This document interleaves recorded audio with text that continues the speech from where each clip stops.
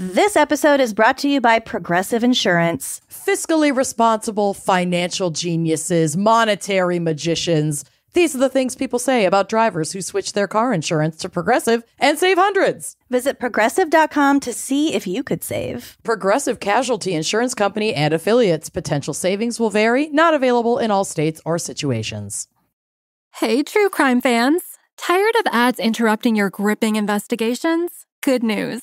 With Amazon Music, you have access to the largest catalog of ad-free top podcasts included with your Prime membership. After all, ads shouldn't be the scariest thing about true crime. To start listening, download the Amazon Music app for free or go to amazon.com/ad-free true crime. That's amazon.com/ad-free true crime to catch up on the latest episodes without the ads.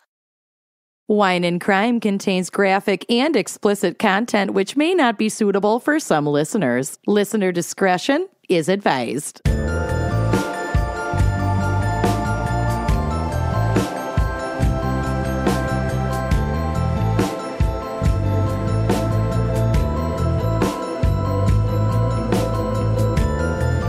You are listening to Wine and Crime, the podcast where two friends chug wine, chat true crime, and unleash their worst Minnesotan accents. You know it. I'm Lucy. I'm Amanda. I am really jazzed for today's episode. Yes, Go fucking ma'am. figure. Yeah, because it is your pick. Well, and it's my favorite genre Yep. of episodes. So today we have a very special me pick. Yep. And that is forensic firsts. Oh, yes, baby. Groundbreaking innovations in the field of forensics. We are gonna dive into some groundbreaking stuff. Look at us go. I have a couple of like shallow kind of dives and then a longer heartbreaking dive. Great. Yay. Yeah. Can't I'll wait. just say I am not able to handle the child stuff anymore. Yep. Fair I enough. have to like freeze my brain and my soul to get through it. So I get it. trigger warning. Okay. I'm buckling up. Having said that, I think now would be a great time to think about alcohol. Sure. Amanda, tell us what our wine crime pairing is for forensic firsts. So this episode is coming out on our most holy of days, Halloween. Yes. So I wanted to find something that people could easily get that would not only kind of embody a, albeit fictional, forensic feat, but also tie in with the Halloween theme. And 19 Crimes has a limited edition Halloween series. Oh my God. One of which is the Bride of Frankenstein Red Blend. Oh, Lord. Which has gorgeous, like, pop art label design, and it glows in the dark. Shut. And as per usual, they have that, like, if you have the 19 Crimes app, you can use your camera to, like, to look at the label, and then the label, like, talks to you. Oh my God, I'm on the website. I'm making it turn glow in the dark. Yeah. It's so cool. It's so cool. And it retails for anywhere from like 10 or 11 bucks at Total Wine to, if you get it online, it's like $18. It's a really nice, affordable, delicious wine. It's an Australian red blend, predominantly Shiraz and Cabernet. And yeah, this is limited edition. I did try to get it at my local Total Wine, and they did not have the Bride of Frankenstein one, and that's the one that I wanted. So I'm shouting it out, but I'm personally not drinking it right now.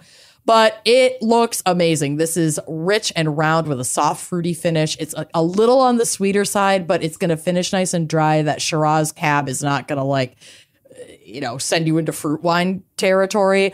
You're going to get hints and notes of chocolate, but it's going to be balanced with a little bit of that earthy, like, pepperiness that comes with Shiraz. It just sounds like a delicious bottle, and the design looks so cool. So if you are able to snag it at your local store, please do, because it's only here for the Halloween season, and then it goes away forever. It vanishes into the night. It vanishes into the starry, dark, and eerie night. Okay, but they do ship to Minnesota. They sure do. They sure do, which of course I didn't figure out until it was way too late for me to get it in time for this episode because I have ADHD and if it's not right in front of me, it doesn't exist.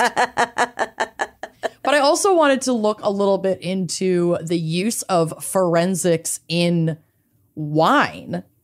And I found this cool article from nature.com. It's from 2013, but it's about chemical forensics confirming French wine had early roots. So this was a part of a larger study of like the first times that wine was either made or imported into France. Oh my gosh, that's important. Important. Yeah, it's important. So they tested ancient jars and their residue. And these jars were like 2,500 plus years old, and they could still make these determinations. Damn. So it says, France is renowned for its mastery of winemaking, but when did the country begin its love affair with wine? A chemical analysis of archaeological artifacts finds evidence that wine was being produced in the south of France by the 5th century BC. Oh, God. Yeah. Neolithic. Quote, it's the earliest evidence we have of winemaking by the Gauls, says Patrick McGovern, a biomolecular archaeologist at the University of Pennsylvania in Philadelphia who led the study. Winemaking originated in the Middle East more than 8,000 years ago, spreading to Egypt by 3000 BC, and then to the now Greek island of Crete, where we will be in May, by 2200 BC. 1,000 years later, Greek and Phoenician merchants had begun shipping wine throughout the Mediterranean region, each in their own distinctively shaped jars called amphorae. By 600 BC, the Etruscans of central Italy were trading their wine along the French Mediterranean coast. Around the same time, wine-loving Greeks established a colony at Massalia, present-day Marseille, France. A team led by McGovern has now investigated items from the ancient coastal town of Latara, one of the best preserved Iron Age sites in France, located about 125 kilometers west of Marseille. Using a battery of chemical techniques, including mass spectrometry and infrared spectroscopy, the researchers analyzed residues inside Etruscan and Massaliote amphorae jars that had been retrieved from excavations in Latara's merchant quarters. The team found tartaric acid, which occurs in grapes, in all of the jars, strong evidence that they once contained wine. The analyses also revealed the characteristic fingerprints of pine resin, as well as herbs such as rosemary and basil, which may have served as flavorings or preservatives or added to give the wine medicinal properties. Oh, I love that. Hey, doesn't that sound good? Yeah. A limestone platform dated about 425 to 400 BC also carried tartaric acid residues. Archaeologists had once thought it may have been used for pressing olives, but the platform looks remarkably similar to a grape press depicted in a contemporaneous piece of Greek pottery. So they were like, oh, they probably mashed grapes on this bad boy, and then they tested it, and sure enough, it's got the grape weird acid residue on it from 1 billion fucking years ago. Grape tartare. Grape tartare. Grape seeds and skins were also found scattered nearby. They must have I don't know how they fucking, the environment they were found in kept these things preserved. These natural things that would typically break down in any other environment. Quote, the combination of botanical and chemical evidence makes a pretty tight argument that wine was produced at Latara, says McGovern. There's been a lot of hypothesizing about shipping wine across the Mediterranean, he adds, but it's never been shown chemically. So it's just super cool. Like they tracked this origination of wine production in the Middle East, and then like when it started making its way to Greece, and then when it started making its way to France, and then they adopted some of these methods and started making it themselves. It's like, oh my God, how the science that helps us figure out when the fuck shit happened a bagrillion years ago is cuckoo bananas, and I'm not going to begin to have any understanding of spectrometry. But I thought that article was super cool and pertained to the topic today, so I thought I would share it. I'm going to add forensic spectrometry to our calendar. Spectrometry. Sure. That's going to be a fun episode because we're definitely going to be able to pronounce all of the words. Spectronomy. Spectroscopy. Spectronomy. Spectronomy? That's what I said. Spectronomy. Okay. Is that it? That's what we're calling it. I already closed the article, so there's no way to know. Spectroscopy. What the fuck is wrong with us? Spectrometry. No. People are screaming. Now that sounds wrong. I know. I think they're different. People are screaming. Oh, my God. Maybe save this for when we do the episode and have to figure out what the fuck it all means. So I will be toasting you today with water from my new Stanley. Cute. I also am going to a wedding after this, so I can't get like pre-drunk. I mean, I could, but... Are you attending the wedding or I'm are attending. you... Oh, nice. Not officiating. I'm going as a guest. So you'll get drunk later. Oh, yeah. Oh, yeah. Wheel drive. Thank God. Duh. Anyway, cheers, everyone. Cheers. I also have water because it is noon. It's like noon. Yeah. it's an early one for us to be hopping on that wagon. Yeah. I gotta do baby shit later, so probably best not to start drinking yet. Okay. Well, should we take a quick break to hear a word from our sponsees and then get to your horrific segment? Yes, please. Okay. I have been in therapy for years. God bless. Years. I know. Think of how much more insufferable I would be if I wasn't in therapy. Oh my God. I know. I don't even want to begin to imagine. I really don't. It's helped me with so many things. Communication, managing some of my ADHD symptoms, my sleep patterns, just like stress management, all kinds of things that all of us deal with in our daily lives. And it can be so challenging to find and meet with a therapist that's the right fit. And Talkspace is just so accessible. It's personalized treatment. You can meet online from anywhere. You can even text your therapist at any time. And it just makes it so easy with Talkspace. Talkspace is the leading virtual therapy provider and makes getting the help you need easy, accessible, and affordable. Yeah. And although I might be crying right this moment, no. Therapy is not just for people who are like sad or clinically depressed. Like Amanda said, just getting stuff off your chest and seeing things in a different way can improve every single area of your life. Talkspace therapy and psychiatry are covered by many insurance plans and employers. So if you're nervous that this is like only something that rich people can afford, you got to know that most insured members have a $0 copay. Talkspace makes getting help convenient because you can take your appointments from the comfort and privacy of your home, your safe place, your bathtub, your bed. Yeah. Very much millennial and under approved. Talkspace provides personalized treatments for individuals, couples, the LGBTQIA plus community, veterans, teens, and more. And more. As a listener of this podcast, you will get $80 off your first month with Talkspace when you go to Talkspace.com/gals and enter promo code SPACE80. To match with a licensed therapist today, go to Talkspace.com/gals and enter promo code SPACE80 to get $80 off your first month and show your support for the show. That's Talkspace.com/gals, promo code SPACE80. So Amanda and I are prepping for our big trip to Italy.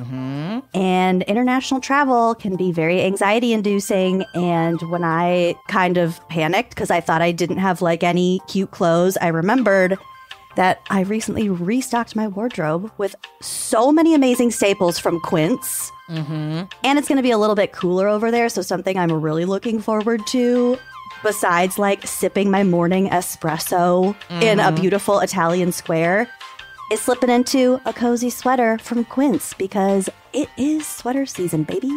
Yeah, and you know what? The Italians know their fashion, so we got to show up and show out.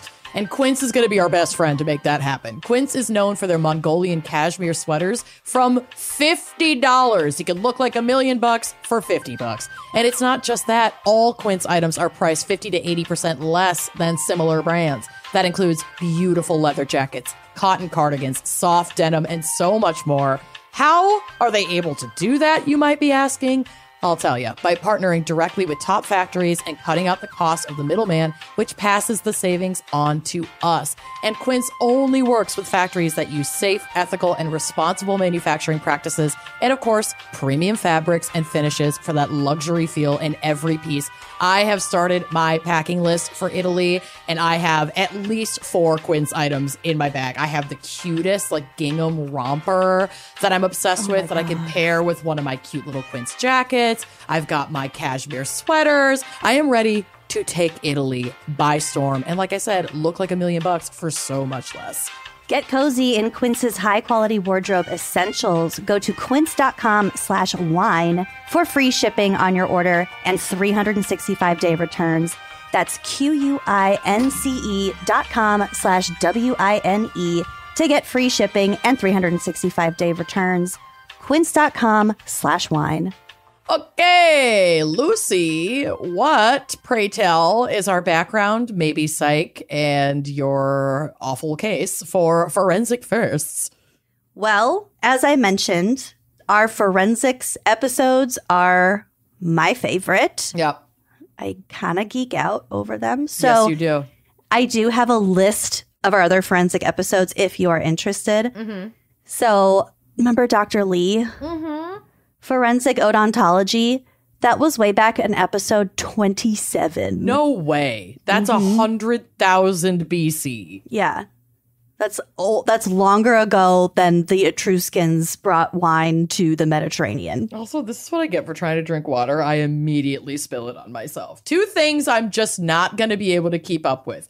Drinking water and texts from the Democrats asking me for money. Stop trying to make either of those things happen, because guess what? They're not going to fucking happen. You know, if you vote early, those texts will stop sooner. Oh, I'm voting early. I'm voting moment that I can. Yeah, I'm voting like next week. Same. Wednesday. I will have already voted by the time this episode comes out. Yeah. I think in Iowa, early voting starts on October 16th. Yeah. So if you're in Iowa and listening to this, you better have voted. We can vote now in Minnesota. I just haven't had it. I haven't had the executive function to get it done yet, but I have it on my to-do list for next week. Perfect. Okay. Speaking of a million years ago, episode 108 was fingerprint forensics. Mm-hmm. That was fun. I got to do my own fingerprint analysis with those guys. Yeah, they said I was really good at it. So fun. Coming right up after that, episode 117 was foreskin forensics. Goddamn right. Talk about a fingerprint, mushroom print. Ick. Jesus. Dick print. Stop. Yesterday, I re-listened to that bit on the comment section podcast with Drew Offwallow with Cameron or Caleb and Brittany on it. Oh. When he's talking about pulling his sleep pants up too high and his like buddy at school, Cooper, telling him like, hey, we can like all see your cock and balls of like your dick print and you're like your butthole is like really prominent. I know you think this is really funny, but like everyone's actually laughing because they're making fun of you. It's like really mean. Hey, Coop. So like what kind of cologne do you wear? What kind of cologne? But like what color is the bottle? But like text your mom though. Ask your mom. I listened to that like 4 times. It was so funny. It's so fucking funny. They are some of the funniest fucking people on the planet. Anyway, not related, but foreskin. Next. Then 226 was forensic photography. 275 was forensic geology. 332 was forensic toxicology. 349 was our best of episode, and 379 was forensic sculpting. Didn't we do a forensic botany one too? We did do forensic botany. We also did bugs. Serology. Oh my God, I'm missing so many. It's okay. We have a lot. Serology. Honestly, if you go to our library and search forensic, that will bring up like all of Lucy's favorite eps. All of my boners. All of Lucy's little hard-ons in a neat little row. That's what you want. That's what the listeners want. Give the people what they want. Disgusting. Give us more hard-ons. Lady boners. The people want the lady boners. The people do. Ugh. So Forensics Firsts was also the name of a TV series that was on the Smithsonian Channel between 2012 and 2013. I'm going to be honest, I don't like that they had the forensics plural. Just call it Forensic Firsts. Well, Why they is it were the forensics first in the firsts? field, because if it was Forensic Firsts, then forensic would become the adjective. Boo. But instead, we're talking about the firsts in the field of forensics. Okay. As a you know plural what, English sciences. major, I know I specifically asked you, but nobody asked you. Okay. Okay. What are you, a fucking PhD? I know I literally just asked you But directly. nobody fucking asked you. Okay. Shut it down. Okay, sorry. How dare you? We should actually change the title of our episode for it to be more accurate. No. That will. There's something that is like activating me with the double S. I can't do it. No, we're not changing it. Forensics Firsts. Whatever. Well, that'll differentiate our show from this television program from over a decade ago. Yeah, thank God, because nobody would know the difference. So it ran for 2 seasons and covered topics such as DNA profiling and fingerprinting, blood spatters, and cyber forensics. We also had blood spatter. All right, so about our forensic botany episode, I don't remember who covered it, but I'm going to retell you a little bit about something that I know that was episode 43, Forensic Botany. So this is the story of Arthur Kohler. In January 1953, I think that's supposed to be 23. Arthur Kohler, a chief wood technologist. Hot. LOL. Talk about lady boners, am I right? Sick. Testified in the trial of Bruno Richard Hauptmann. Mars. Yes, Bruno Mars. For the kidnapping of the 20-month-old son of Charles Lindbergh and his wife, Anne. The Lindbergh baby. Yup. Dr. Kohler was an expert on wood anatomy. Tag yourself. And identification at the Forest Products Laboratory at the U.S. Forest Service in Madison, Wisconsin. In his testimony, Kohler stated that he had examined and testified between 2,000 and 3,000 wood samples. Okay. So this guy was talking about wood in courtrooms a lot. Expert. Expert wood. What was particularly unique about the testimony he gave was that it dealt with the structure of wood, specifically the wood of the ladder that the kidnapper used. So if you're unfamiliar, or if you forgot about the Lindbergh baby case, Charles Lindbergh was the airplane guy. He had a baby. I forgot the baby's name. I think wasn't it like Baby Egg? Yeah, it was something ridiculous. Egg. I think its name was Egg. Or they called it Egg. Yeah, its nickname, I think, was Egg, but I don't think its biblical name was Egg. Could have been Eggly. Hey, Siri, what was the Lindbergh baby's name? On March 1st, 1932, Charles Augustus Lindbergh Jr. Yeah, blah, blah, blah. I just want his name. Okay, I found this on the web for Yeah Bubba. I just want his Oh name. my God. Now it's giving me results for Bubba Grump Shrimp. I can't with What Siri. the fuck? Because I said, yeah, blah, blah, blah. Lindbergh baby name. Egg. Charles Augustus Lindbergh Jr. Oh, God, that was... They God called it Egg. damn it. AKA Egg. Egg K Egg. Lindbergh Okay, so this was in 1953. baby nickname. Because the kidnapping was in 1932. All right. Anyway, so the baby was sleeping in his room, I guess. The mother was in the bathtub. The nanny thought that the mother had the baby, and the mother assumed that the nanny had the baby, but really the baby was in its crib until someone came in and took the baby. But basically they found like the window open. They found this really grossly written ransom note. Yeah. with like weird symbols on it. It's the creepiest ransom. I know ransom notes are always creepy, but this is like the creepiest one. Particularly creepy. Yeah. And then the baby was gone. And then out in the yard, because the baby's room was on like the second floor, out in the yard, they found like pieces of a ladder. Mm-hmm. And it was like a homemade ladder because all ladders were homemade in 1932. Yeah.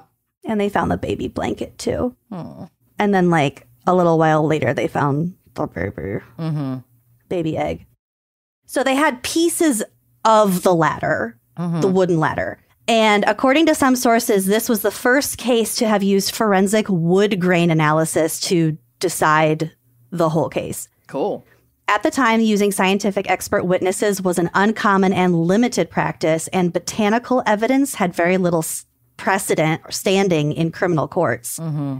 So presenting this type of evidence was highly unusual, and it wasn't immediately clear if that testimony was even going to be allowed. Mm-hmm.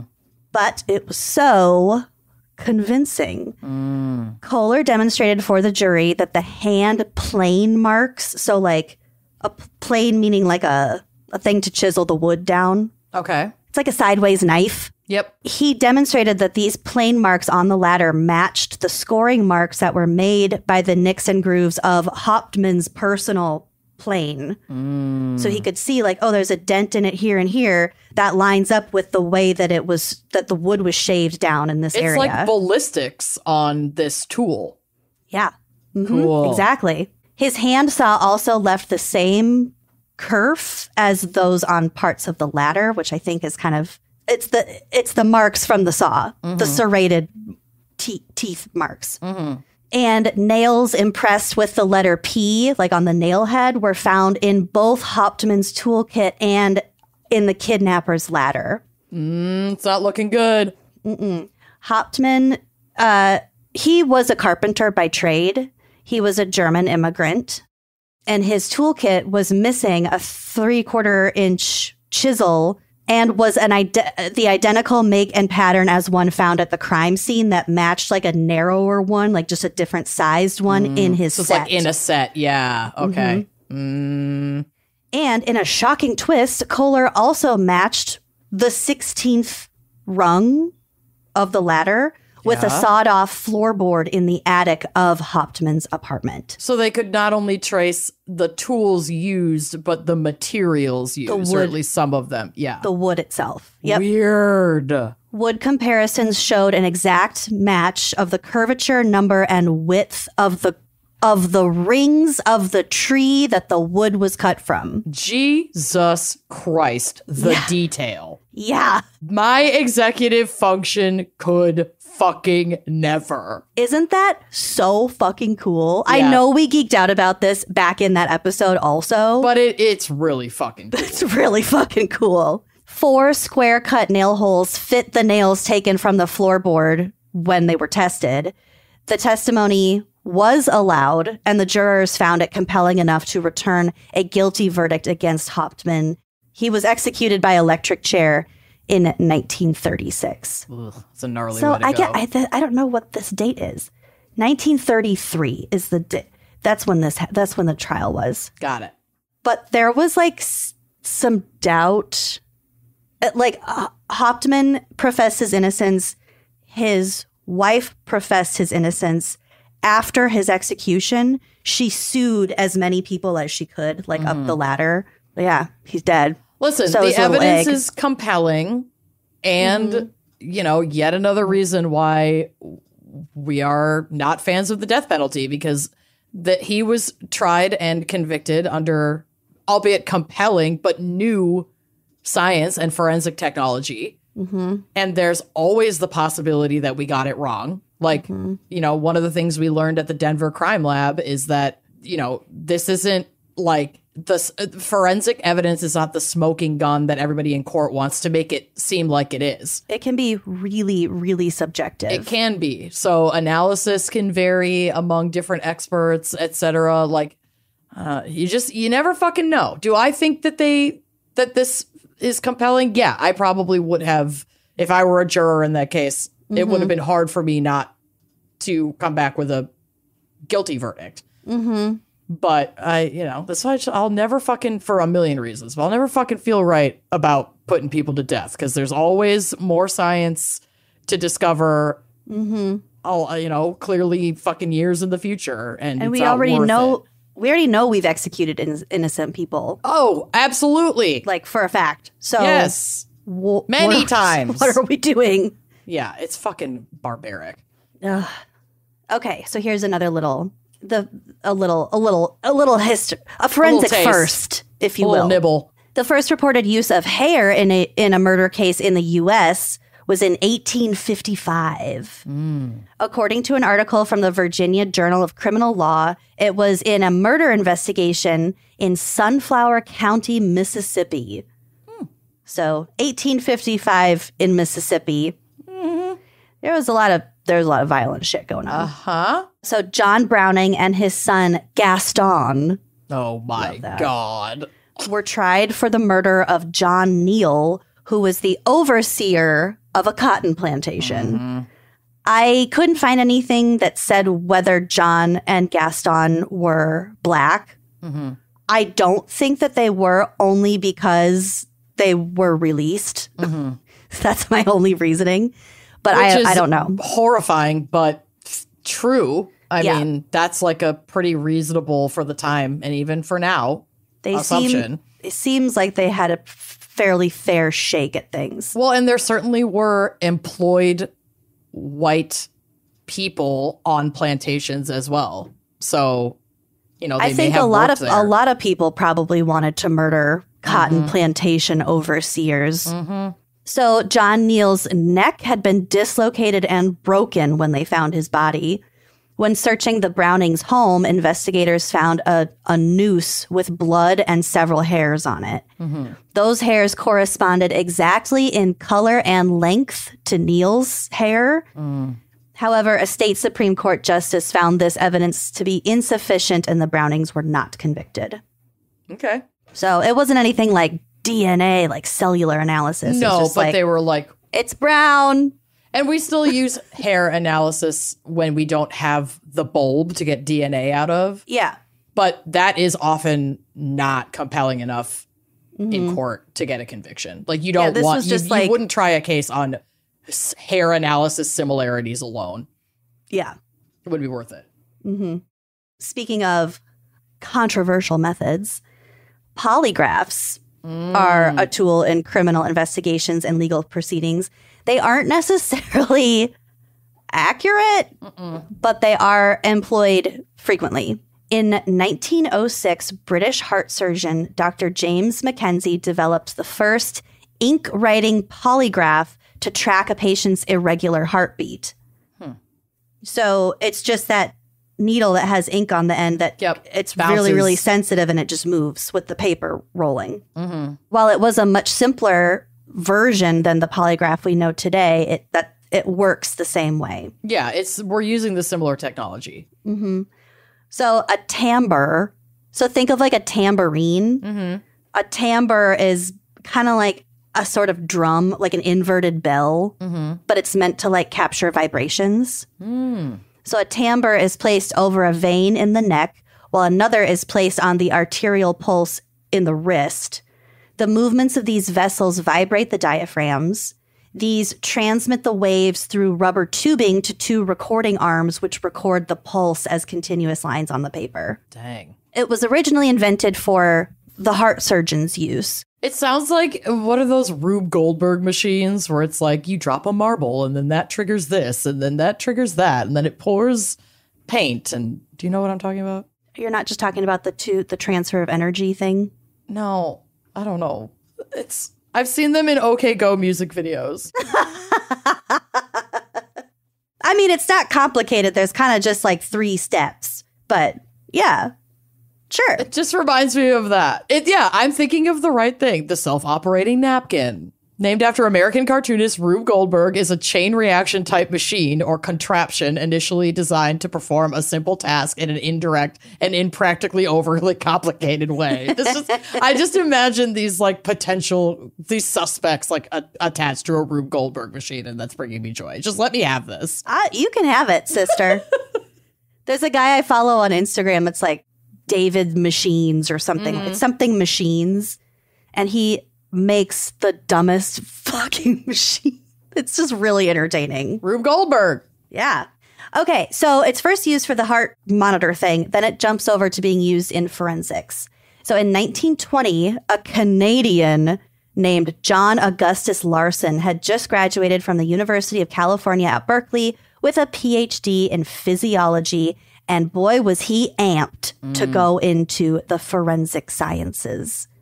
He was particularly interested in modifying the blood pressure test to include measurements for pulse, respiration, and skin conductivity. Like sweating and shit? I tried to figure out kind of if that, I don't think it's sweating as in like the moisture, but it's like the energy emissions from your skin. Oh, interesting. They're Okay. they're like electronic pulses, kind of. I don't know. Weird. Conductivity, whatever, in order to create a lie detector.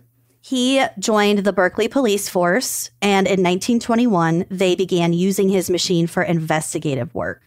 So they were using it within the police force. That summer, the San Francisco Call and Post, a newspaper, arranged for Larson to use his test on a guy named William Hightower, who was at that point in prison awaiting trial for the murder of a priest in San Francisco. So he goes in, the test detects lies. And so the newspaper, because this wasn't in like an official judicial capacity at all, he was just testing it for this newspaper. So the newspaper ran his guilt on the front page. Oh, shit. He's awaiting trial. Ooh. So the headline reads, "Science indicates Hightower's guilt." Okay. Come on, And news. The jury convicted him shortly thereafter. So Honestly, this makes so much sense because I was just thinking at the beginning of this, when you were talking about the polygraph, that like where the polygraph is the most successful is in the court of public opinion. It's not solid science. Polygraph test results are not even admissible in court as evidence in like most cases. yeah. And yet why we're still fucking using it is beyond me in investigative practice. It's so silly. Yeah. Because the second that shit is leaked, like, you're toast. That just paints people's perception of you. Yeah. It's not great. Not great. I think it's outdated. I think there are more accurate tests. I'd rather we can be use evidence. convicted based on dowsing evidence than polygraph. It's Because I'm just an basically- anxious bitch. I'm not going to pass that shit. I know. I think all the time about how I would pass a polygraph test. Never. No, Never. I'm too jumpy. No, I'm the gal who goes through TSA and suddenly is like, do I have a gun and a bunch of cocaine? Yeah. Even though I've never owned a gun and I haven't done coke in over a decade. Yeah. But did I? I'm not passing a fucking polygraph test. I was talking to my friend about doing cocaine like a week ago. And I was like, there is not a single activity I could imagine wanting to do less at this point in my life than coke. cocaine. Yeah, I'm exhausted. I just want to go to bed. You think I'm gonna jeopardize a good night's sleep No, now? absolutely not. In this economy, fuck The no. trickle in the back of your throat, it tastes awful. Yep. It doesn't even last that long. Nope. It's not even that fun. Y'all, it's not worth it. There are way better drugs out there. I'm telling you. I'm telling you. Listen to your elders. These are valuable teachings that we're imparting to the youth. This is important. Maybe if you're like in Colombia, if you're like in the land of Like where it's Coca. where it's good. Yeah. but Maybe. the shit that you'd get it, In the US, it's crap. don't do it. It's not worth it. Ugh. Save your $100. Yeah. Okay. So back to the polygraph. Just 2 years after its invention, it was tested in a DC Circuit Court case. Circuit Court case, whatever. Which one's the adjective? You should fucking know. Genius. I don't have time to think about it right now. That's fair. Circuit Court. DC Circuit Court. That's the in a DC Circuit Court case called Fry versus the United States. This is in 1923. The court ruled that using the, quote, deception test is inappropriate in trial until it had been, quote, sufficiently established to have gained general acceptance in the particular field in which it belongs. So that's when they were like, we're not going to use this in court. So fun fact about Larson, the Canadian inventor, he ended up marrying the very first person he ever interrogated with the machine. Ew. No. I don't like that. Yeah. She was like 18 years old. I don't know how old he was. Well, he was probably like 25, like whatever. Ugh, still gross. But like the media had a kind of a heyday with it because they're like, the lie detector, it not only sees into your soul to discover the truth, it sees into your heart to find your true love. Ew. Boo. I know. Boo. Gross. That was probably also printed in the San Francisco Call-and-Post. Yeah, those bitches, they're very much giving daily news. So later in his life, Larson began to doubt the effectiveness of his machine as it's used in a forensic setting. How many people have I doomed? As kind of a throwback to your wine pairing, he described it as a Frankenstein's monster.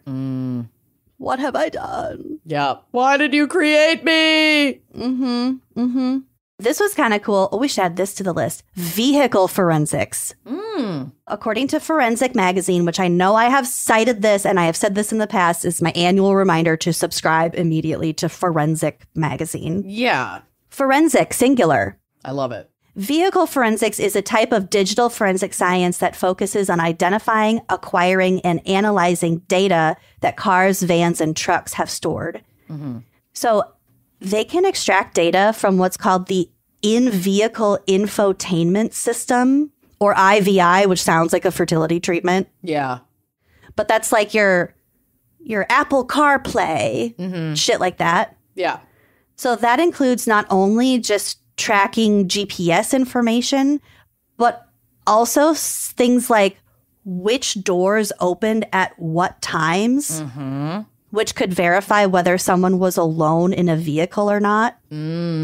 Like, oh, well, your back passenger door closed at the same time as the driver door, so you were not by yourself. Yeah, and never reopened.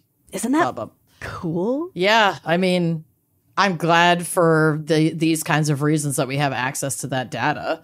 Also, when you connect your phone via Bluetooth, the IVI system not only records that it was connected in a pairing log that it saves, but also if your IVI system has mobile apps, like if it has phone and Spotify and whatever, the IVI system will download a copy of that data from your phone. So your car might have stored data that includes, for example, the entire contacts list of someone who rode in your car once a year ago. Yeah, that's why I never want to connect my phone via To Bluetooth a rental car. to a rental car. And anytime it prompts me to be like, do you want to sync your contacts? I always say no, just in case. I hadn't thought about that before this. I'm a paranoid bitch, so I do think about that kind of shit.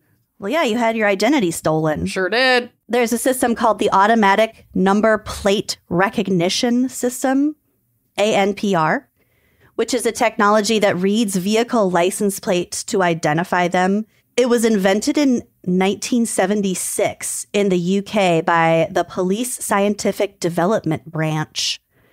So they invented the ANPR system to combat terrorism, honing the technology into working prototypes by 1979. And in 1981, the ANPR saw its first arrest by identifying a stolen car. So it just scans vehicles, reads their plates, and then can send an alert to the authorities if there's like a one they're looking for. Yeah, I mean, cops use that in their cars constantly. They're always running plates, seeing if there's warrants or whatever. Yeah. But this was in 1976 is when it was invented. That's kind wild of that impressive. it's been around, or that technology started that long ago. I know. Forensic first. Okay. Here is my case And it is devastating and fascinating, but devastating. Okay. This is the case of Vincent Brothers. Okay. Brothers is his last name. As far as I know, I don't know about it if he has siblings. Vincent Brothers was born on May 31st, 1962. He's a Gemini. Sure is.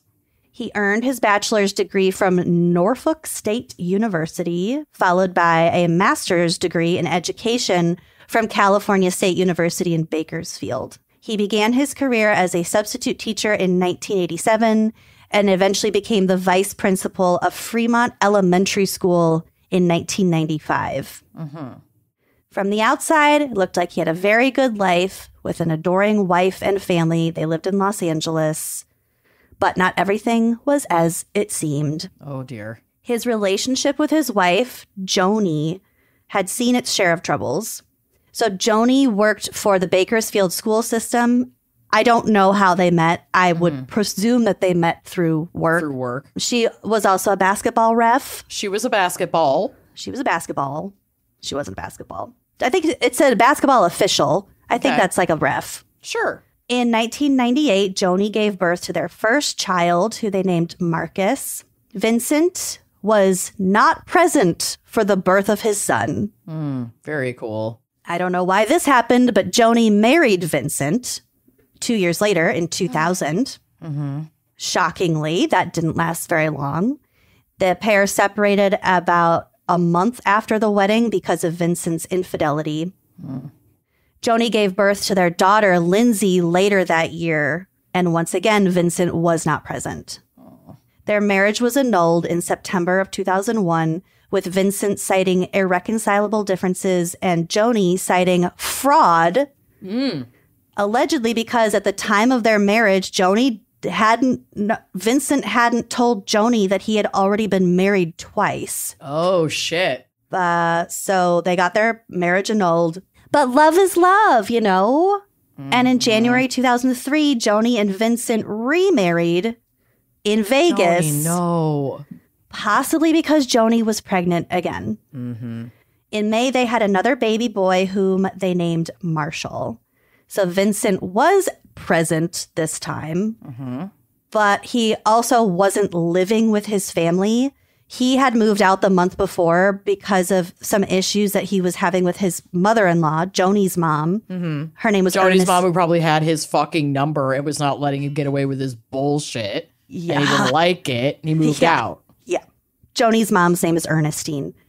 So she has the baby in May. Things kind of cooling off after a while. He's not living in the house, but things are like okay. Everything seemed good. They have got a new baby. They're just working on shit. On July 6th, 2003, Joni, who was 39 at the time, her mother, who was 70 years old at the time, and the three kids. So at this point, Marcus is 4 years old, Lindsay is 2, and Marshall is just 6 weeks old. They're all so little. So Joni, Ernestine, and the three kids attend church services in the morning. Vincent didn't go because he had left town 4 days earlier to visit family in Ohio and North Carolina. Okay. But Joni was like, okay, bye. Like, Yeah. I don't care that you're not here. And she was also really excited to go to church that morning because this was going to be the first time Marshall was going to be introduced to all of her fellow church members. So she was excited to cute. show off her new baby to her friends. After church, the family met up with some other friends for lunch. And this group of friends also included Joni's best friend, a woman named Kelsey Spann. So they had lunch together. And then everyone went home to rest until it was time to go to the evening service. Apparently they go to church twice a day on Sunday. Woof. I know. But she's got the baby. She's excited. Yeah. Hey, get your community however you can. So everyone saw them that morning. No one saw them after that. The family never made it to the evening service. Oh, God. Many of their friends and family were concerned, and they were calling to see if they were okay, but nobody was answering their phones. So that's Sunday night. All day Monday, no one's answering their phones. Kelsey, Joni's best friend, is really freaked out because this is not like her. She's like, something is wrong. I got goosebumps. Finally, at about 7 a.m. on Tuesday morning, July 8th, she decided to just go to the house, just make sure everyone's okay. When Kelsey showed up at the house, everything seemed fine from the outside, but when she tried to use her spare key to open the front door, it didn't work. So she went around to the patio, saw that the patio door was unlocked, and so she just let herself in. So the locks were changed? I think it was deadbolted from the inside. Okay. I don't know. No clear answer on that, but Okay. she let herself into the home. According to the 911 call, she told the dispatcher that she found Joni, quote, laying on the bed dead. This is my trigger warning part. It's really rough, so I'm just going to speed through it so I don't cry. Mm-hmm. When the police arrived, they found Joni, her mother, and her 3 kids all dead. Joni was found face down on the bed. She had been shot 3 times in the head and twice in the arm. She had also been stabbed 7 times. My God. Marshall, the 6-week-old baby, was found next to his mom under a pillow. He had been shot in the back. Oh, my God. Marcus, the 4-year-old boy, was found on his bed. He had been shot on the right side of his head.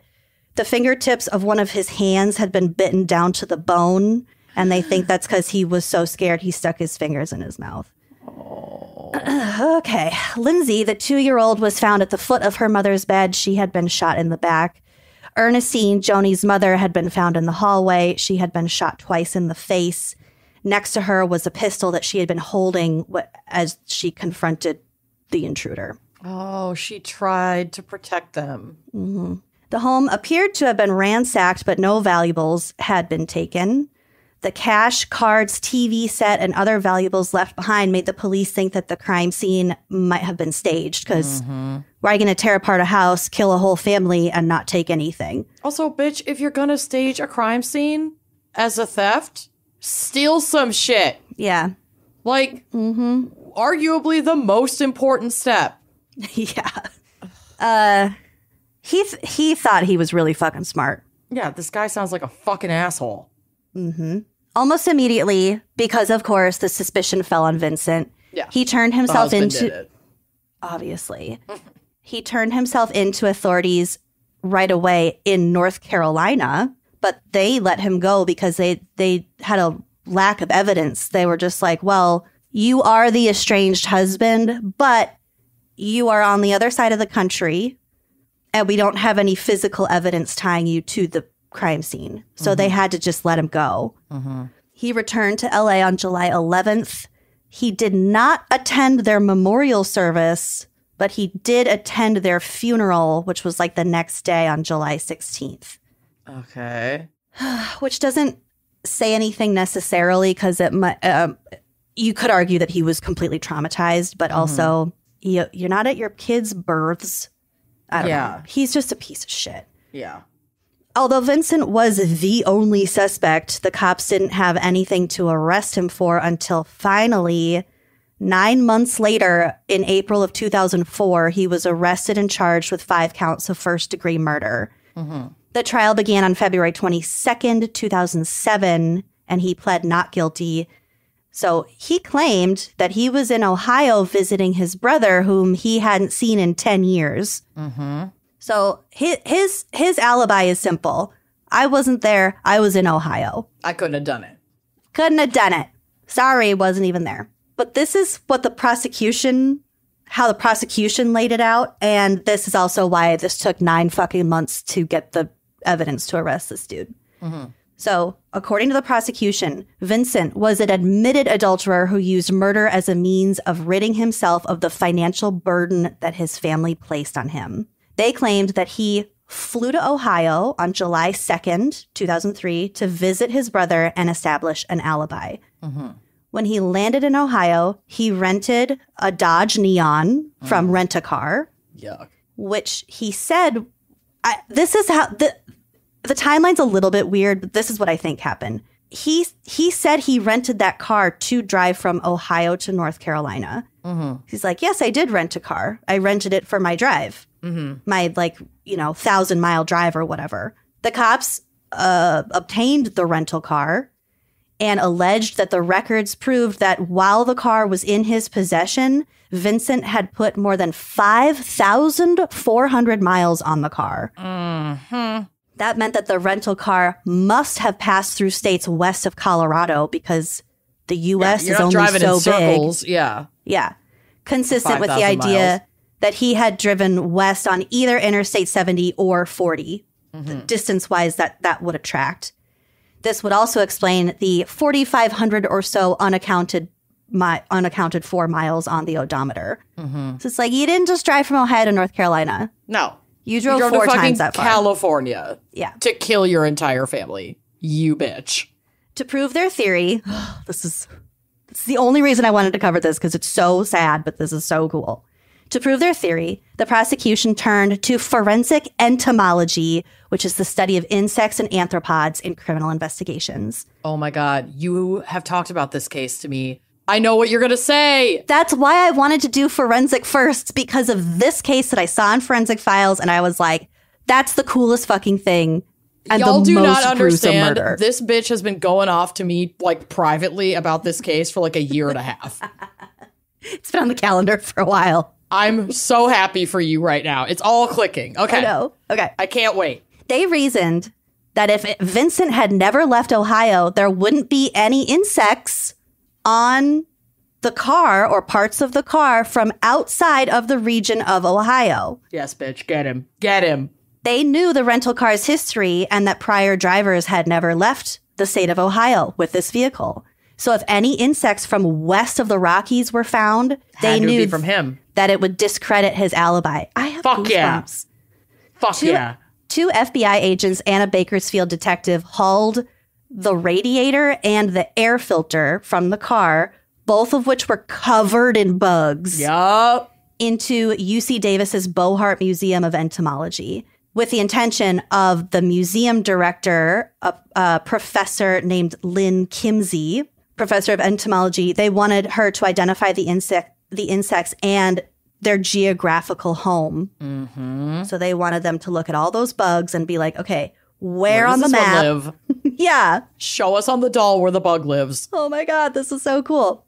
Kimsey, who was only one of 127 witnesses called to testify in this case. Damn, that's a lot of witnesses. And her testimony was 5 hours long. Damn, she put in work. Shh. This bug bitch is a badass. I love her. Yeah. So she told the court that several insect species picked from the car parts are only found in the west of the Rockies, and one was abundant in California. Those insects included a large grasshopper. Didn't say what kind of grasshopper. I don't think large grasshopper is like That specific, but okay. Yeah, was it huskers? Remember we talked about the plague of grasshoppers in the Rocky grasshoppers? Yes. So that I think that's what they're referring to, because those are only on the Great Plains, which does not include Ohio or North Carolina.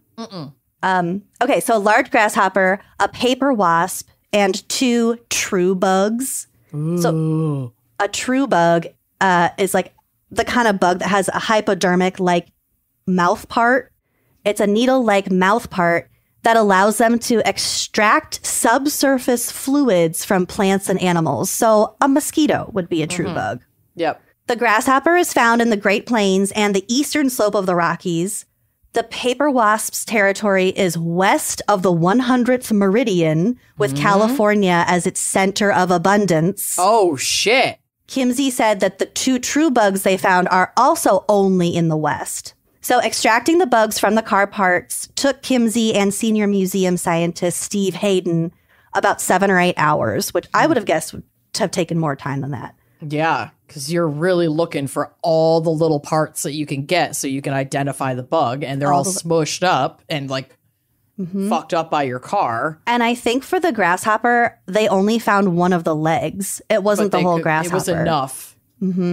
That's so cool. So because they didn't find any butterflies, painted ladies, or sulfur butterflies, to them, that meant that the car had not been driven during the day at all. It was only driven at night. Oh, Yeah.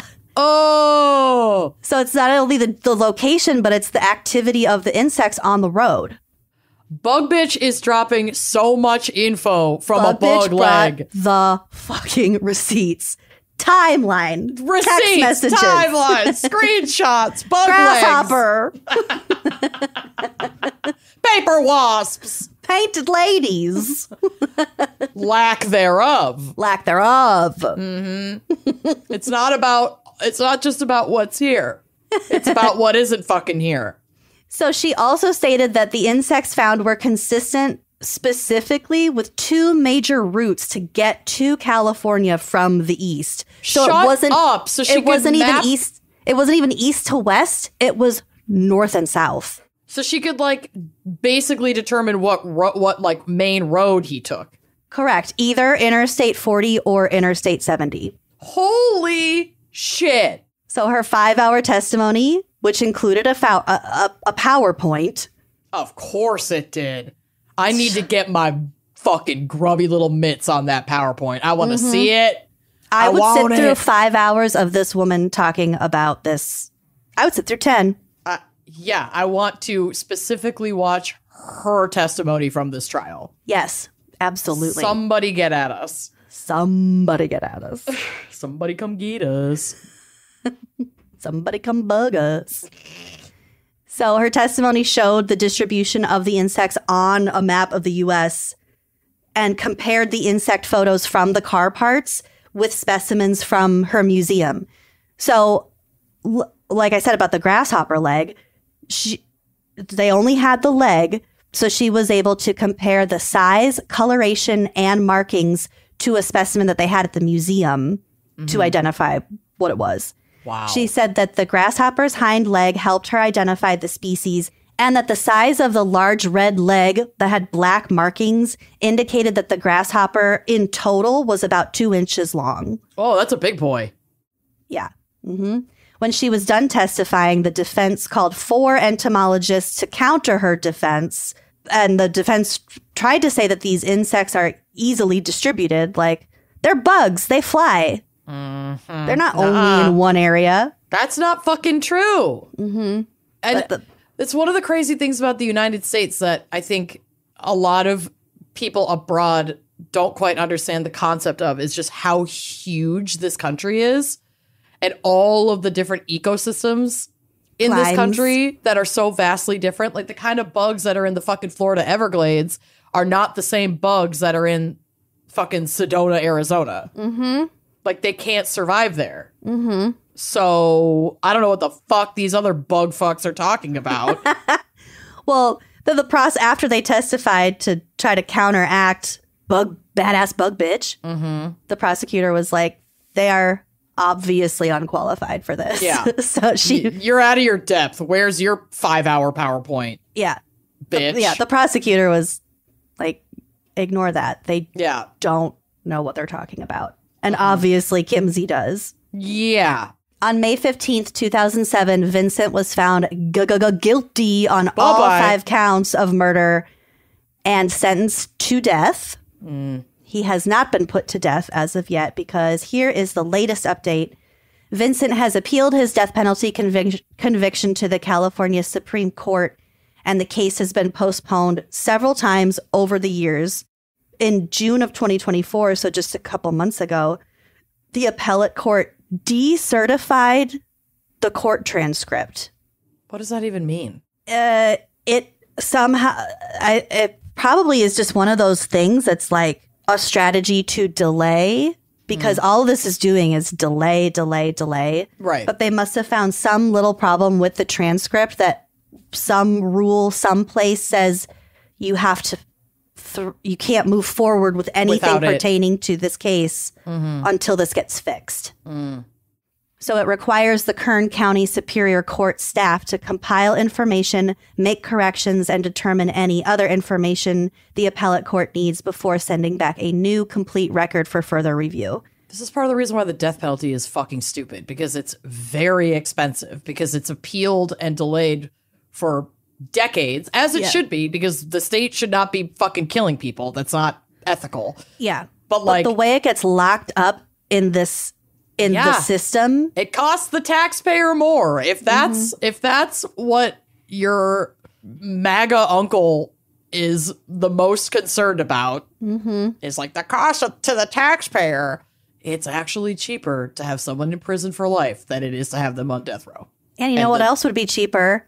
Not locking up low-level, nonviolent... Yeah, that'd be fucking nice. Weed offenders. Yeah, y'all. Anyway, so I have some pictures of those sweet little kids. Oh. But yeah, Vincent is never getting out of prison.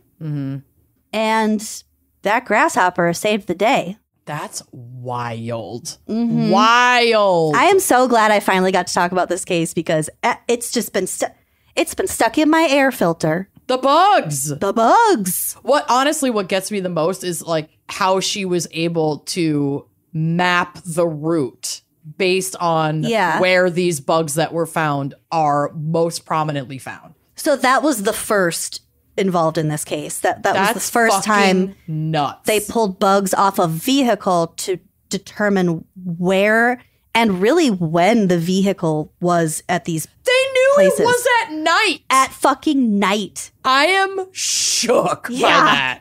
I know. No painted ladies. No lantern flies. Nope. This bitch was driving at night. And we know it because of the bugs. Is a lantern fly like a lightning bug? I don't know. Maybe. Lantern fly. Oh, it's... No, these are like in those invasive ass fucking flies. Yeah. Everything I see about these is like, if you see one, murder it immediately. Yeah. All right. Well, that was phenomenal. Well done. Thank you. A little bit about a lantern fly. They can't bite you as they have only specialized sap-sucking mouth parts. So a lantern fly is a true bug. Well, there you go. Well, and isn't that why it's like fucking kill these motherfuckers because they can destroy kill the plants trees. and trees? Yeah. Ooh. Oh, God. Bugs are nuts. Bugs are nuts. They're Dr. aliens. Kinsey is nuts. Bugs are aliens. Like if I wish I had the bug level autism because there's so many fucking cool things about bugs. Yeah. I only have like the Bravo celebrity level autism and only in like very specific circumstances. Franchises. Yeah. I can't invest. I can't get into trains. I can't get into bugs. But honestly, both are fascinating and I wish I fucking could. Well, every time I learn a new bug fact, I'll be sure to share it with you. Hashtag bug facts. So that let's both learn. Fuck yeah. I love this. You're such a good friend. Thank you. All right. Should we take a quick break to hear a word from our sponsors and then dive into my case? I would love that. All right. They say that AI is going to take over the world, and that is a concept that has terrified me in the past. We're talking chatbots for this, virtual assistants for that, and eventually humans are just obsolete. That is a little scary, but you know what I am super happy to be obsolete for? Changing cat litter. Make me obsolete, baby. I do not want to do that anymore, and I have Litter Robot to make my role in that virtually obsolete. Litter Robot is the solution to all of your litter box problems. Never scoop again with Litter Robot. You heard me. Haven't scooped in months. That is almost a year now. Wild. Yeah, it's amazing. Litter Robot's self-cleaning technology automatically cleans after every use, so your cats will always have what they deserve, and that is a fresh bed of litter to do their dirty business. And best of all, you can have people over to your house without worrying that it smells like a huge litter box. And get this, Litter Robot will send a notification to your phone when it needs to be emptied. It can even like weigh your cat for you. If you have multiple cats, it knows which cat is which. This is Bill's favorite part. It'll say like Ray just used the litter box. Yep. Because Ray is 6 times fatter than Ghostface. He's and enormous. It knows. It knows. It uses that to give you data and insights to stay on top of your cat's health. It doesn't get any easier than this. Your cat will thank you. Join over 1 million happy pets and pet parents who have upgraded to Litter Robot. What the heck are you waiting for? It's truly a game changer. It has absolutely revolutionized my life. Our litter box is in the laundry room, and I always could smell it when I went down to do my laundry, and it just made all of that chore so much worse. And now it's just not an issue. I'm obsessed. Whisker is currently offering $50 off Litter Robot bundles, and as a special offer to listeners of the show, go to stopscooping.com/gals and use promo code GALS to save an additional $50 on any Litter Robot bundle. That's $100 off any Litter Robot bundle at stopscooping.com/gals and use promo code GALS. One more time, stopscooping.com/gals, promo code GALS. Never scoop again, babes. This episode is sponsored by Square Enix and their brand new video game release, Life is Strange Double Exposure. Y'all know I'm obsessed with this bad boy, and if you are looking for a good murder mystery game to dive into, look no further than Life is Strange Double Exposure. In this game, Max Caulfield, our main character, has returned, attempting to overcome her traumatic past. Max is working at the prestigious Caledon University as a photographer artist in residence. However, her life is once again struck by tragedy when Max finds her new close friend Sophie murdered in the snow. Attempting to save her friend, Max tries to rewind time, a power that she hasn't used in years, and instead opens up a parallel timeline where her friend is alive but in danger. So now it's up to Max to solve and prevent the same murder before the killer strikes again. Life is Strange Double Exposure is available now on PlayStation, Xbox, PC, via Steam, and coming soon to Nintendo Switch, rated M for mature. The days might be getting shorter, but the action on DraftKings Casino is here to stay. Play hundreds of games for endless excitement. Try your hand at classic table games or set the slots on fire with fan favorites like Cash Eruption. New players can play just $5 and get $50 instantly in casino credits. Download the DraftKings Casino app and sign up with code GALS, then press play on your favorite games to join the fun. The crown is yours. Gambling problem? Call 1-800-GAMBLER, or in West Virginia, visit www.1800gambler.net. In Connecticut, help is available for problem gambling. Call 888-789-7777 or visit ccpg.org. Please play responsibly. 21 plus, physically present in Connecticut, Michigan, New Jersey, Pennsylvania, West Virginia only. Void in Ontario. Eligibility and other restrictions apply. One offer per new casino customer. Casino credits are non-withdrawable and expire in 168 hours. Terms at casino.draftkings.com/get50 ends November 24th, 2024. My case isn't nearly as devastating as yours. Like, somebody dies, but Whatever. no kids. Happened a long fucking time ago. 4 children died in my segment. Yeah, you win this round. 4 children and a priest. Yep. God damn it. That's like the worst joke ever written. 4 children and a priest walk into a bug. Anyway. And get murdered. They get murdered. Savagely murdered. Punchline. Done. No, I'm talking about James Marsh today. A British chemist born in 1794, he died in 1846, who made a significant contribution to forensic Criminal silence. Particularly in the detection of arsenic poisoning. Ooh. And you'll know... Almonds. Mm-hmm. So James Marsh created the Marsh test for arsenic. Shit. Okay. His work revolutionized the field by improving the reliability of chemical tests used to detect poisons, which was a major problem in the early 19th century.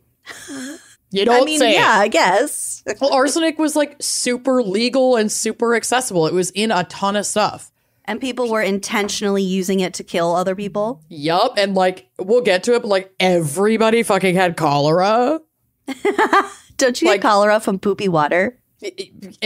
Cholera gives you poopy water. Oh, you basically like die of diarrhea, vomiting, and dehydration. And it's like those symptoms are almost exactly the same as arsenic poisoning.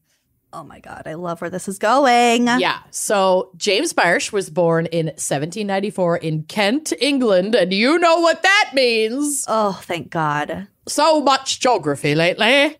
You've been doing a lot of heavy geography lifting. I have. I am a true hero. Mm-hmm. Kent lies north of Ewhurst Green. Ew. Ewhurst, south of Who. East of Limpley Stoke. No. I don't like that. No. No. and west of nothing in England because it's right on the water. Although there is relatively Of little... the Atlantic. Of the Atlantic. Although there's relatively little detailed information available about James Marsh's early life, what is known suggests that he was naturally inclined toward the sciences from a young age. His education and career path would eventually lead him to become one of the pivotal figures in early forensic chemistry. He grew up in an era marked by rapid scientific advancements, particularly in chemistry, as scientists were beginning to explore the elements and their properties in much greater detail. Marsh's early interest in chemistry would align well with these broader developments in the field. Marsh received his education in chemistry and went on to work under the renowned British scientist Sir Humphrey Davy. Ah, the one and only. The one and only Humphrey Davy. Humphrey Davy. Humphrey Davy. That's like my new vocal stim. That and Danielle. Danielle. That video cracked me up. After the last episode, I immediately watched Ever After, and I want to submit our correction. It is Da Vinci, not Michelangelo. We got it wrong. Please stop emailing us. Please stop. They are dramatically they're both Teenage Mutant Ninja Turtles. Yes, they're contemporaries. Wait, Da Vinci was not. No, I know. But there's a scene when, in the end, when Da Vinci is like trying to chase after Danielle, who's just left the ball and she lost her shoe. And he's just standing on the set. He's like, Danielle? Danielle! It's so warmly. So I stopped, screamed, rewound, and recorded it. It was like, Lucy, I found my new vocal stim. Danielle! Danielle! It has, there's been a fire. Vibes. A handbag. Anything that has a warble, sign me the fuck up. I'm in. An older man with a warble. I love an older man with a warble. Mm-hmm. Danielle! Anyway. There's been a fire. Humphrey Davy. Loretta called. Sorry. No, Loretta called. There's been a fire. No. That's Okay. my vocal stem. Guys, it's so good. I love it. So Humphrey Davy was a significant figure in chemistry who was known for discovering several chemical elements, including sodium and potassium. Ever heard of it? Davy was also a pioneer in electrochemistry, and his influence likely helped shape Marsh's scientific thinking. After working with Davy, Marsh served as an assistant to Michael Faraday, another prominent British scientist famous for his work in electromagnetism and electrochemistry. God, people have the weirdest, areas of Specialties. expertise. Yeah, y'all are fucking nerds. Famous for his work in electromagnetism. Fucking nerds. World renowned. These nerds fucking changed the shape of the world.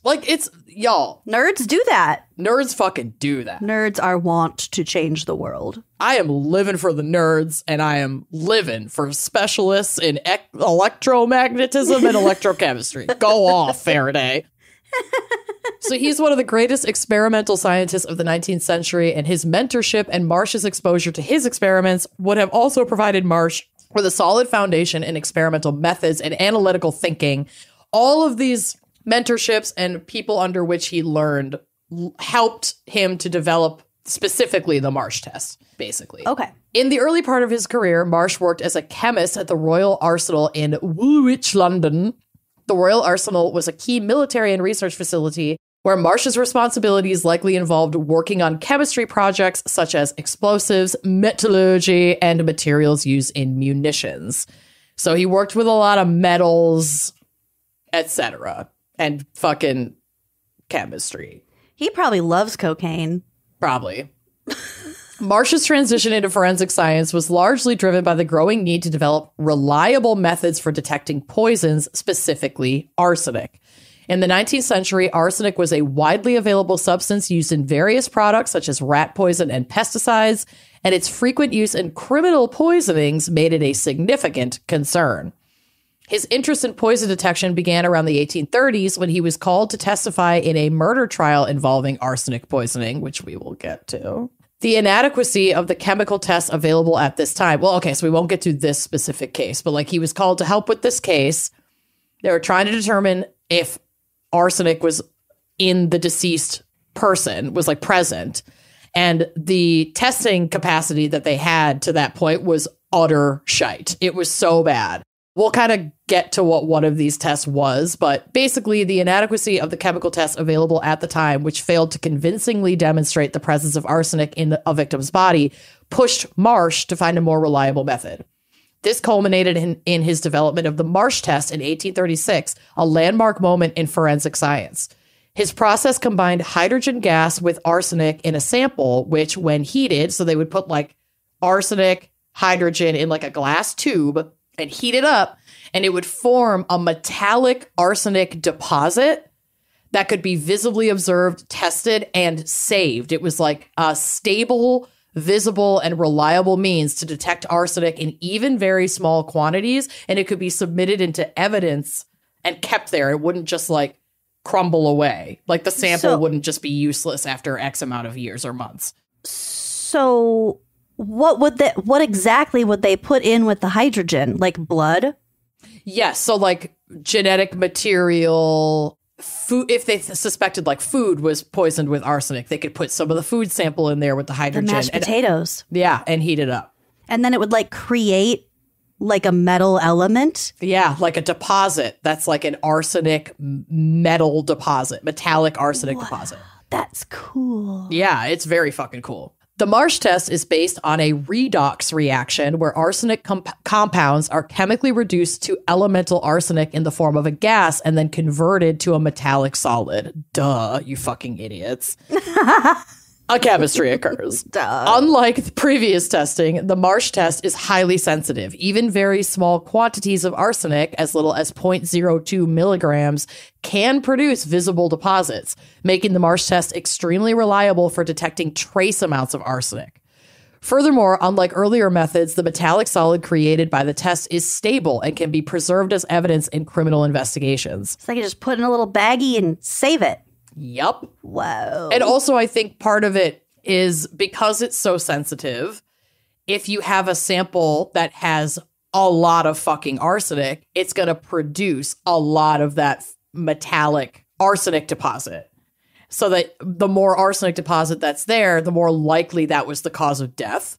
Mm-hmm. And then, like, if there's only trace amounts, it's like, yeah, okay, we found some arsenic, but like that probably wasn't enough to kill this person. So it actually has like a lot of uses. Yeah. And if you end up with a big chunk of metal in the tube, you're like, oh, ooh, damn. Mm-hmm. Marsh's test also had the advantage of being relatively simple to perform, making it widely adopted in forensic toxicology. Now, you could do it in the field. Yes. However, the test itself, and we'll get to this, was simple to perform, but turns out it's a lot like baking. Oh. If you get one little thing wrong, the whole thing's fucked. Dang. So, despite its groundbreaking nature, the Marsh test did have some limitations. False positives. The test could potentially give false positives if other metals, such as antimony, were present, as antimony can also form a similar result under the same conditions. Handling arsine gas. The arsine gas produced during the test is highly toxic, which posed significant dangers to the people conducting the experiment. If you're not wearing proper PPE, you can get poisoned by doing the test. Not great. Yep. And expertise was required. So although effective and fairly simple to conduct, the test required careful execution of each step and professional interpretation by skilled chemists. So basically the test was easy enough to do, but not necessarily easy enough to analyze perfectly.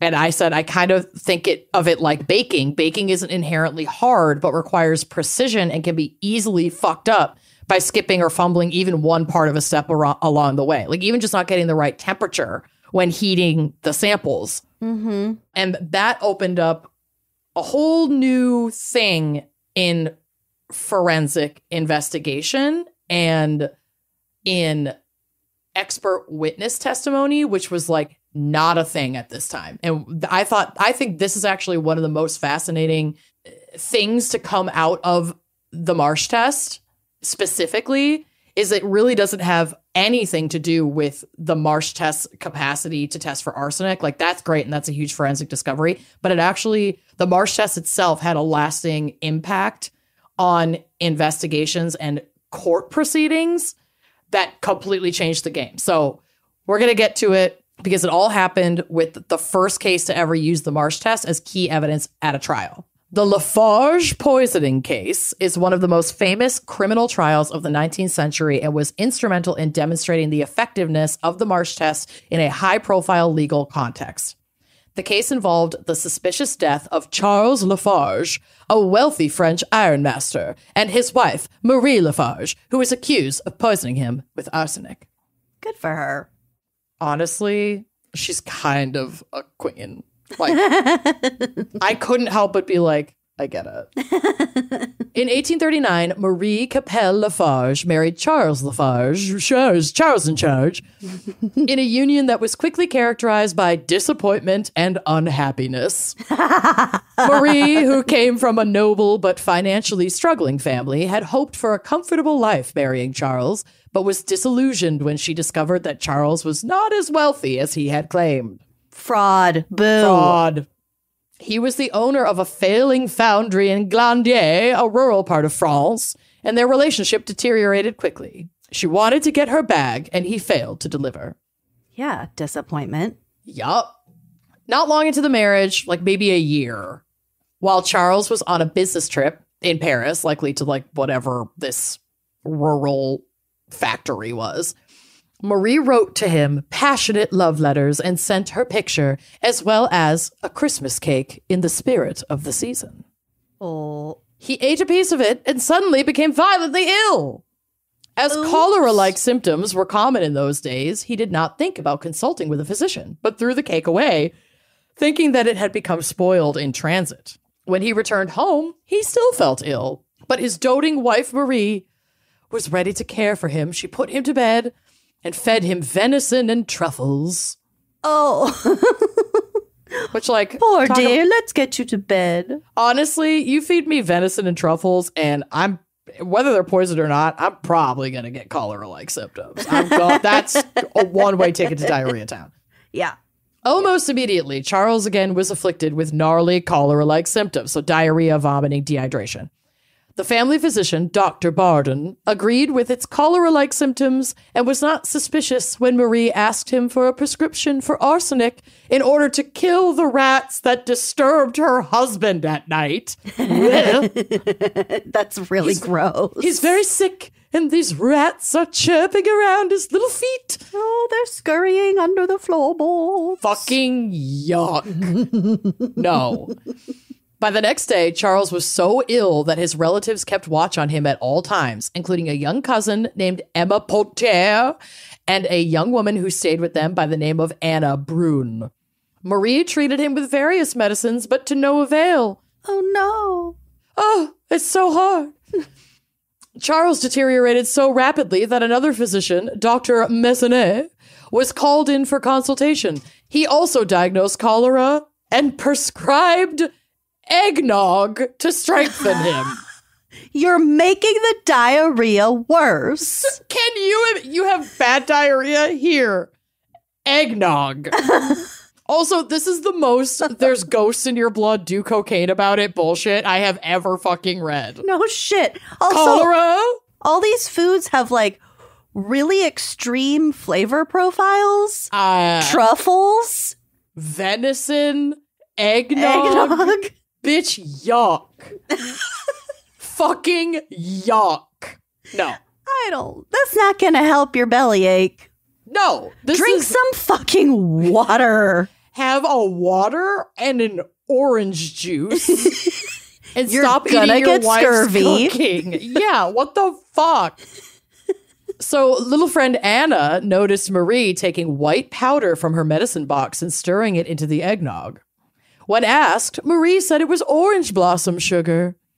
Anna's suspicions were increased when she noticed a few white flakes floating on the surface of the eggnog after Charles took a sip. Oh, she showed the glass to Dr. Messenet.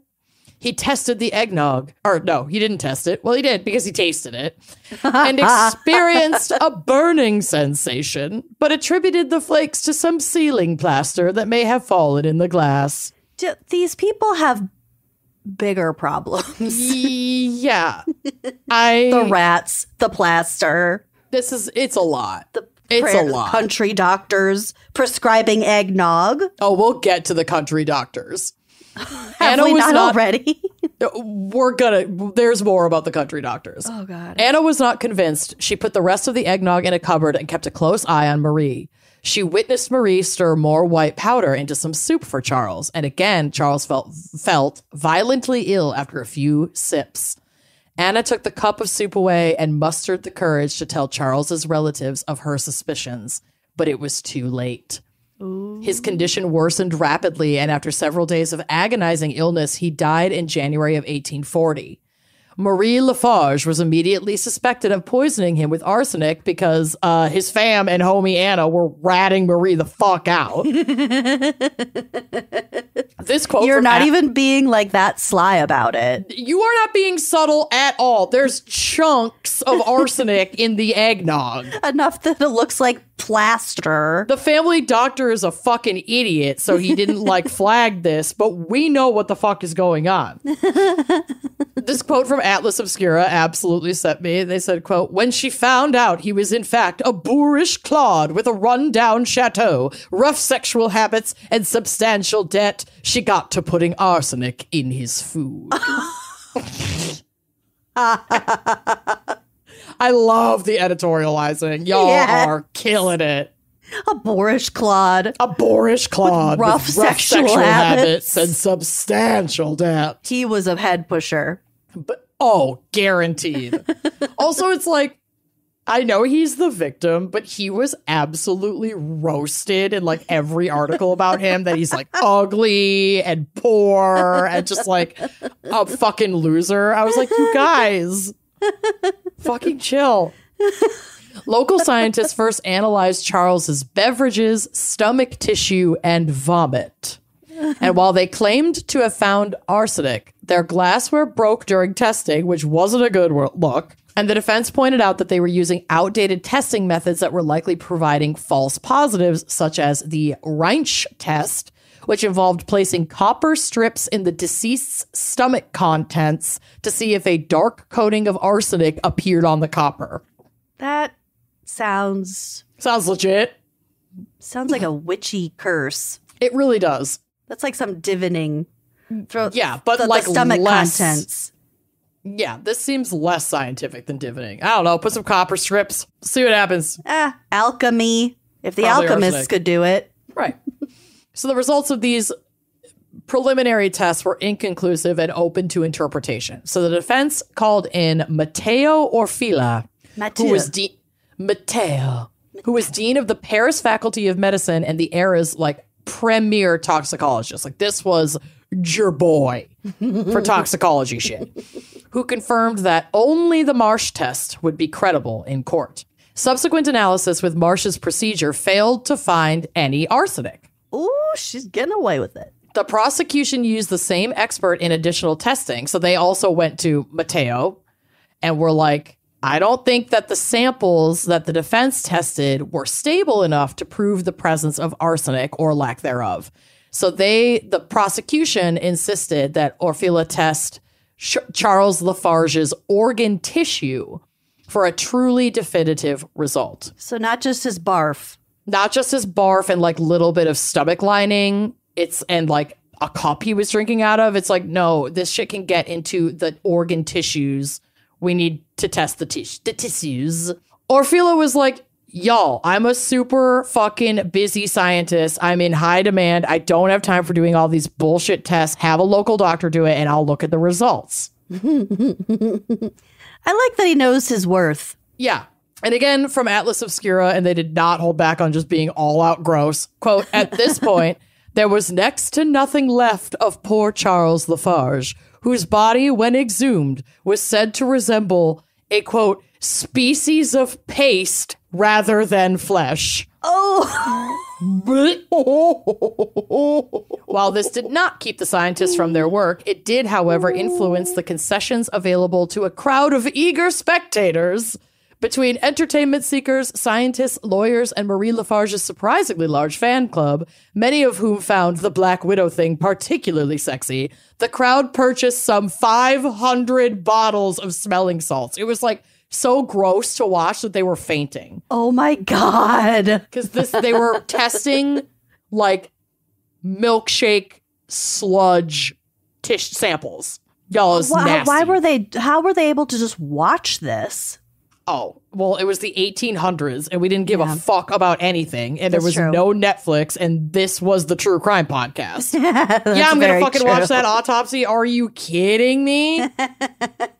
Like, they didn't have the Oxygen Network at this time, but they had Community. Let me tell you. I'm just wondering if they were doing this in a theater of some kind. I'm sure. Wow. And people were packing the courtroom and all. I mean, it was like anything that they could get a glimpse at, they were tuning in. Yeah. So, thinking that these new tests would provide the smoking gun of evidence for the prosecution, their balloon was popped when the test once again came back negative for arsenic. But the prosecution didn't give up. They were aware that the test could be finicky and had to be conducted just right to get the clearest and most confident results. I just need 11,000 votes. Seriously. And then you'll never have to vote again. Oh, God. I can't. So they went back to Orfila and were like, bro, you have to fucking do this. Whatever jagweed doctor did this test fucked it up and we need an expert. And he was like, fine, I'll fucking do it. So they prepared the sample. They had stomach contents as well as other tissues from Charles Lafarge's body. And they were treated with sulfuric acid and zinc to generate hydrogen gas. And then came the formation of arsine gas. If arsenic was present in the samples, it would have reacted with the hydrogen gas to form arsine gas as outlined in the Marsh test.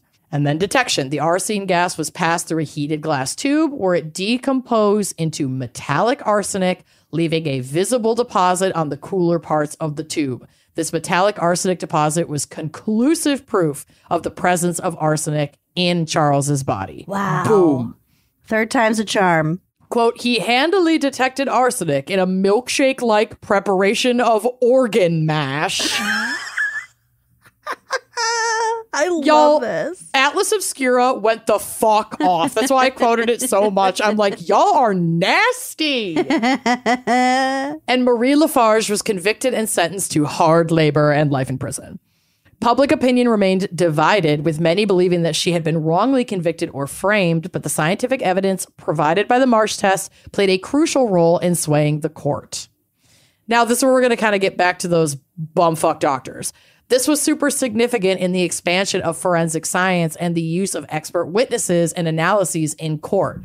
Up until that point, you really just took the local doctor or like coroner's word for it. Mm-hmm. But the introduction of this new test, which was arguably simple to perform, but really required the skill and expertise of scientists to do it correctly, changed the way that these investigations were performed entirely and like changed the way that prosecutors and defense attorneys would seek out expert witness testimony. We're not just going to bring in Dr. Douche who fucking prescribed eggnog for someone's cholera and have that guy be the guy. No, we're getting the fucking best goddamn scientist who's going to do the test exactly the way it needs to be done to make sure the results are conclusive and correct. Wow. And like that changed the fucking game. Nice. So last thing from Atlas Obscura, just to kind of wrap that up. What it did do through the Lafarge case was to give expert scientists a previously unconsidered role in jury trial. No longer content to leave conclusive analysis to whoever was the local doctor or enthusiast. So like Lucy, I'll testify. Me. I'll test the milkshake porridge of bodily fluid. Applied to accepted techniques and common conditions. In the end, James Marsh did more than put arsenic poisoning decisively out of fashion, because now it's like, oh shit, they can really test for it. We're not going to do this as much anymore. He also created the lineage of modern forensic science in court. Wow. Isn't that wild? Good job, James Marsh. I know. I thought that was really fucking interesting. Yeah. Because I was more focused on like the Marsh test. Mm-hmm. And obviously it had huge impacts, including just with its existence and use in criminal proceedings, reducing the popularity of arsenic killings. Yeah, it's not just going to be like this carte blanche way to kill someone. Yup. Yeah. Yup. But yeah, it basically we like wouldn't have expert witness testimony in a forensic sense the way that we have today if it hadn't been for the bumbling execution of the Marsh test in this case as they were like learning how to use it and realizing like, oh, we can't just let anybody test this shit, like do these experiments, and then also we can't just let anybody testify because clearly this stuff is a higher level skill. Expertise is valuable. Oh shit. Who would have thought? Who would have thought? So anyway, that's the Marsh test. I loved that. Good job. Thank you. Thank you so much. What a fun episode. Obviously, I loved this episode, except for the 4 children and the priests that were brutally murdered. But apart from that, it was great. Flawless. Flawless. Mm-hmm. All right. Well, thank you, listeners, so much for listening. And we'll see you back here next week. Sure will. Happy Halloween. Happy Halloween. Bye-bye. Thanks for listening to Wine and Crime. Our cover art is by Danielle Sylvan. Music by Phil Young and Corey Wendell. Editing by Jonathan Camp. Our production manager is Andrea Gardner. For photos and sources, check out our blog at wineandcrimepodcast.com. You can follow us on all the socials at Wine and Crime Pod. If you have questions, answers, or recommendations to share, email us at wineandcrimepodcast@gmail.com. Episodes are available on Apple Podcasts, Spotify, wherever you get your podcasts. If you like the show, please rate, review, and subscribe on Apple Podcasts. It is the best way to spread the word. If you'd like to show your support and get access to all sorts of wine-fueled bonus content, visit our Patreon page. Cheers!